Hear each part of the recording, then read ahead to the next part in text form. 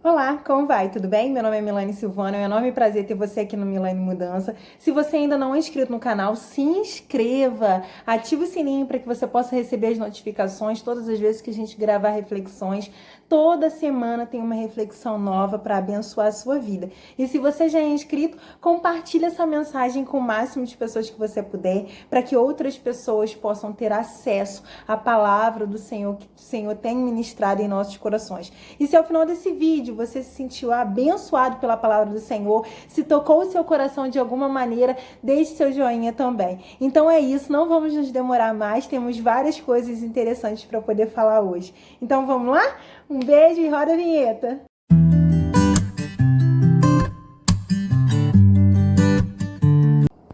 Fidelidade, fé e coragem para poder viver o novo.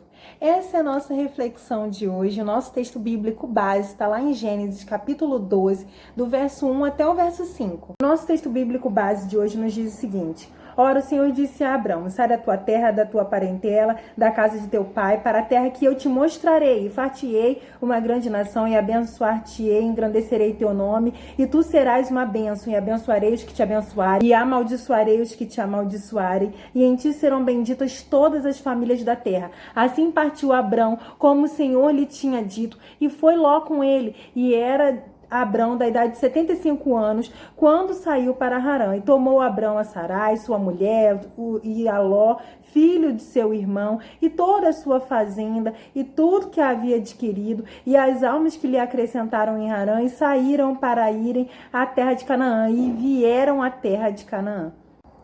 Já deu para perceber que a partir do texto bíblico que a gente viu, Abraão estava sendo chamado por Deus para viver algo novo, para sair de sua terra, do meio de sua parentela. Mas qual era a condição da parentela de Abraão? Lá em Josué, capítulo 24, verso 2, nos diz que os parentes de Abraão, seu pai Terá, por exemplo, era alguém que adorava a outros deuses. Abraão, no entanto, no verso 3 do mesmo capítulo de Josué, foi selecionado por Deus para fazer dele uma nova nação. E aí a gente começa a se perguntar: o pai de Abraão adorou a outros deuses, mas Deus selecionou Abraão. Se Deus selecionou Abraão, é porque provavelmente Deus já via em Abraão traços de fidelidade com o Senhor. Em meio a pessoas que não professam a mesma fé, em meio a pessoas que, porventura, demonstram idolatria, em meio a pessoas que não querem ter nenhum tipo de compromisso com o Senhor, se torna ainda mais difícil permanecer fiel. Mas a conduta de Abraão ia na contramão disso. Qual tem sido a sua conduta quando você está próximo de pessoas que professam uma fé diferente da sua? Em meio a pessoas que servem a um Deus diferente daquele que você serve. Você tem sido fiel, tem permanecido firme e adorado seu Deus, mesmo com a reprovação de outras pessoas, mesmo sabendo que a prática delas é diferente e são pessoas que você ainda tem muito apreço, muita estima, ou você tem deixado Deus de lado para se encaixar em algum tipo de círculo social ou até mesmo dentro do seu seio familiar. É importantíssimo sempre ter em mente a necessidade da fidelidade com Deus, porque em situações adversas, no desconforto de ter pessoas que não aprovam necessariamente as tuas ações, que não adoram ao mesmo Deus que você, e você permanecer fiel, você terá algum destaque. E esse destaque mostrará você como alguém que está mais preparado para viver o novo de Deus para sua vida. Sabe por quê? No novo vai ter desafios. Você pode continuar lendo a história de Abraão, que você vai ver os inúmeros desafios pelos quais Abraão passou, os desafios que Abraão viveu. Mas se lá no meio da parentela dele, ele já permanecia fiel, porque o texto bíblico diz que seu pai adorava outros deuses e não ele. Se ele tinha a essência do Senhor em seu coração, se ele permanecia fiel a Deus, ele já estava sendo destacado antes mesmo de começar a viver o novo. Você tem se destacado? Como tem sido seu comportamento quando pessoas que você ama não querem nada com o Senhor. Além de fidelidade, uma outra característica marcante que conseguimos observar em Abraão é a confiança. Deus disse para Abraão: eu vou fazer de você uma grande nação, ou seja, tua posteridade está garantida, vai ser abundante, porque eu estou garantindo. Uma outra coisa que Deus disse para Abraão, muito importante, é abençoar-te-ei, ou seja, prosperidade não vai faltar para você. A terceira coisa que Deus disse para Abraão, muito marcante, muito importante também, é: eu vou engrandecer o teu nome, ou seja, eu vou fazer de você importante. As pessoas vão reconhecer você pela história que você teve comigo, pela história de intimidade que nós dois iremos construir a partir de agora. Eu tô te chamando para viver algo novo e eu vou fazer tudo isso na tua vida. Mas Abraão não estava vendo. Abraão não tinha nenhum tipo de prova do que Deus estava dizendo para ele. Abraão não conseguia enxergar aquilo. Mas Abraão creu. Sabe por que ele creu? Porque isso que é ter fé. Deus girou para Abraão e falou assim: vem, sai da tua terra, do meio da tua parentela, para a terra que eu te mostrarei. O Senhor tinha mostrado? Não, não tinha mostrado. Eu te mostrarei, não é tô mostrando. Mas Abraão creu, Abraão teve fé, Abraão confiou no Senhor. Para viver o novo, você precisa confiar. Confiar é acreditar mesmo sem ver. Confiar é entender que a fé é o firme fundamento das coisas que não se veem, mas que se esperam. E eu quero te perguntar nesse momento, para viver o novo, você tem parecido mais com Abraão, que creu, acreditou mesmo sem ver, ou você tem parecido mais com Tomé e com Filipe? Porque Tomé falou assim: ó, se eu não ver a marca nas mãos, se eu não tocar, eu não acredito, eu não vou crer. Filipe virou e falou: Senhor, mostra-nos o Pai, porque isso já nos basta. Ou seja, estamos andando com você todo esse tempo, mas ainda não acreditamos inteiramente no potencial do teu poder. Ainda não acreditamos que seja possível a você fazer algumas coisas. Então, temos acreditado verdadeiramente? Temos tido uma fé genuína? Ou apenas enchemos a boca para dizer que temos fé? Porque falar, eu tenho muita fé em Deus. Eu vejo tanta gente falar. Agora, viver essa fé é diferente. Entenda, se você só acreditar naquilo que você pode ver, não é fé. É lógica.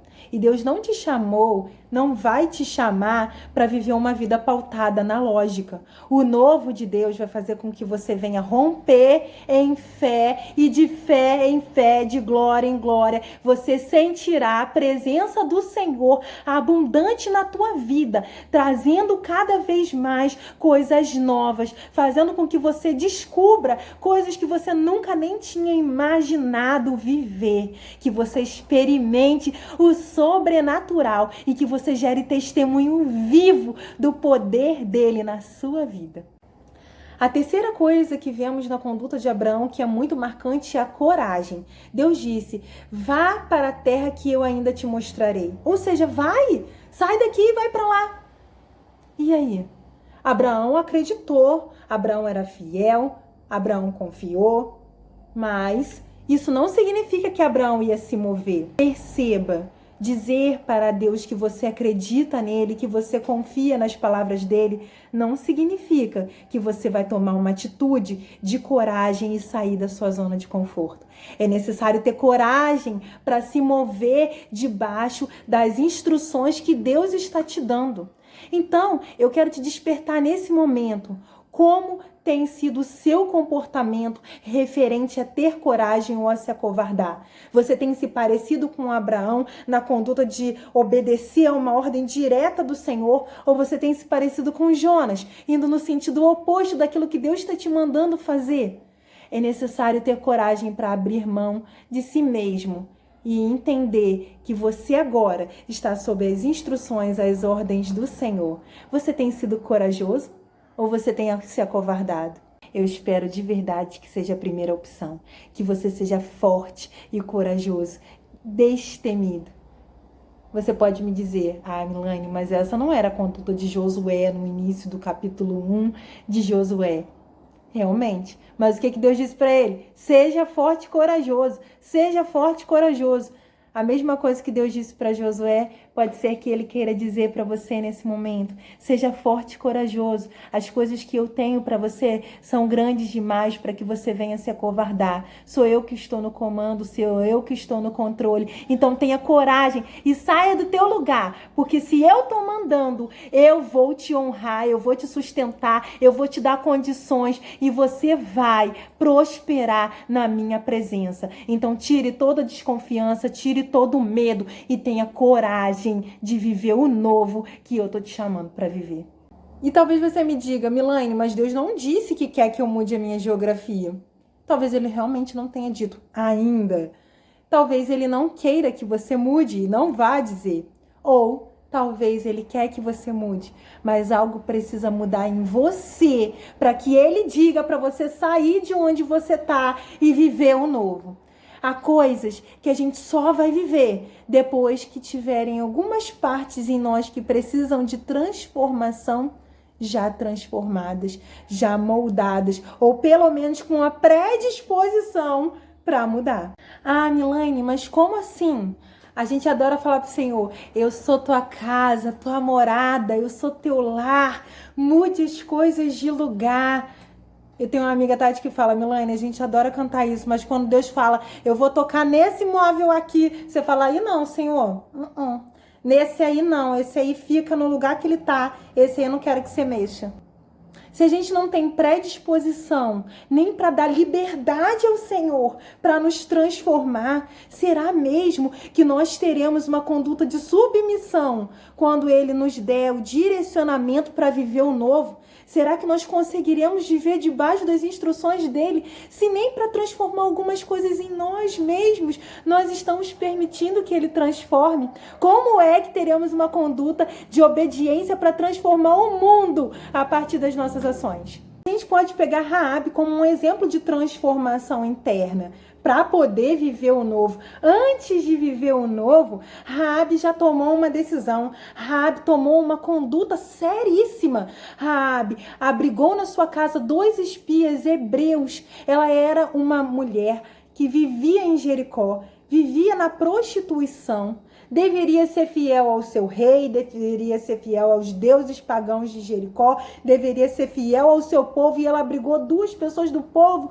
inimigo, 2 hebreus, mas 2 servos do Senhor. Raabe fez uma escolha, e a escolha de Raabe fez com que ela entrasse para a história. A escolha de Raabe trouxe o novo para a vida dela, mas ela se permitiu ser transformada antes, ter uma transformação na mente antes. Ela simplesmente escolheu o melhor.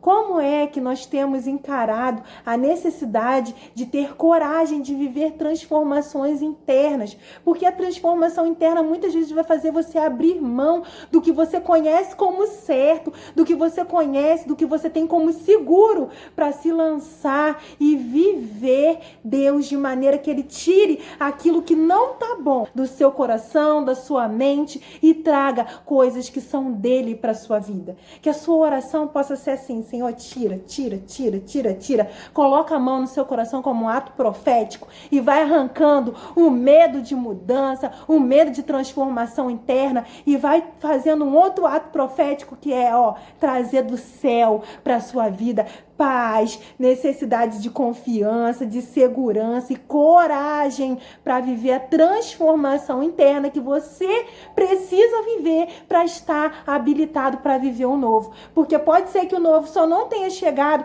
porque você não se permitiu ser transformado ainda. A gente também pode tirar Neemias como um exemplo de coragem. Coragem de se permitir ser impactado pelo Senhor. Coragem de se permitir chorar, de se permitir sofrer, de se permitir se entristecer com algo que Deus trouxe de informação para ele. Porque a informação para Neemias referente ao estado que Jerusalém estava, trouxe para Neemias uma tristeza tão grande que até o rei Artaxerxes percebeu que ele estava triste.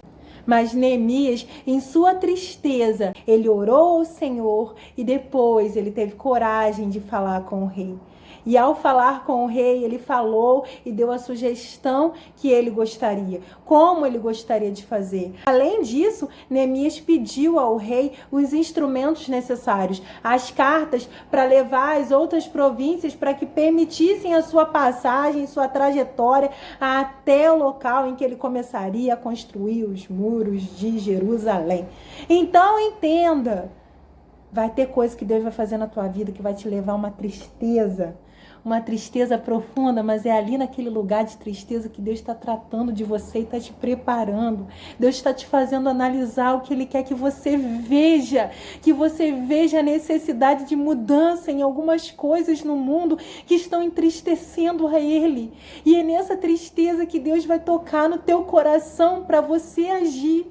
Então é possível que Deus não tenha te chamado ainda, porque Ele espera que você vá para o secreto para orar, para se lançar, para se entregar diante dEle e para colocar diante dEle todas as suas dores. E é ali que Ele vai tratar o seu coração. E é ali que Ele vai moldar a sua história. E o novo de Deus para a sua vida vai começar. Então creia no poder dEle. Creia nas palavras dEle para a sua vida. E creia na necessidade de coragem para mudar a você mesmo. Para finalizar, eu quero te dizer que um Deus grande não tem coisas pequenas para os teus filhos. Um Deus grande não vai te chamar para coisa que é insignificante. Muito pelo contrário. O que Deus tem para sua vida é muito maior do que você pode imaginar.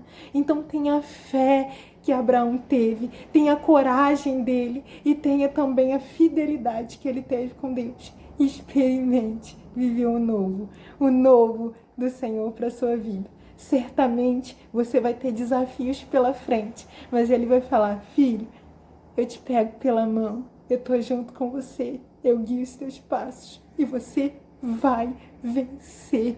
Pela fé, você já é mais do que vencedor na minha presença, porque o meu poder se aperfeiçoa na tua fraqueza e faz com que você viva o novo com excelência na minha presença. Eu espero que Deus venha abençoar a vida de cada um de vocês. Eu já declaro nesse momento que a tua casa, a tua parentela está toda abençoada pela palavra do Senhor. Fiquem com Deus e permaneçam firmes com Ele. Um beijão e até a próxima.